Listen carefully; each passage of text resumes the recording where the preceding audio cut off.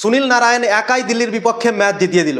প্রথমে ব্যাটিং করতে নামলো, 16 বলে 27 রান করলো। যখন ফিল্ডিং করতে নামলো, কেএল রাহুলকে রান আউট করলো, ডাইরেক্ট হিট মারলো এবং রান আউট করে দিল। তারপর যখন ফিল্ডিং করছিল তখন একটা ইম্পর্টেন্ট ক্যাচ ধরলো।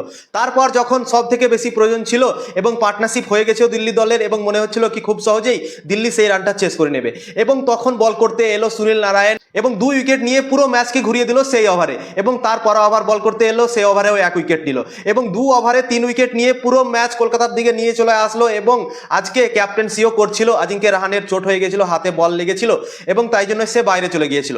তারপর সুনীল নারায়ণ ক্যাপ্টেন্সি করতে লাগলো লাস্ট 5 ওভারে এবং অসাধারণভাবে ক্যাপ্টেন্সি করলো এবং কেকেআরকে ম্যাচ জিতালো। প্রথমে ব্যাটিংয়ে অসাধারণ কাজ করলো, তারপর করলো ফিল্ডিংয়ে অসাধারণ কাজ করলো, কেএল রাহুলকে রান আউট করলো, তারপর ক্যাচ ধরলো, তারপর বোলিং করলো, 3 উইকেট নিল 4 ওভারে 29 রান দিয়ে এবং অসাধারণভাবে ক্যাপ্টেন্সি করলো এবং কেকেআর দলকে নিজের দমে ম্যাচ জিতালো এবং প্লেয়ার অফ দ্য ম্যাচ হলো।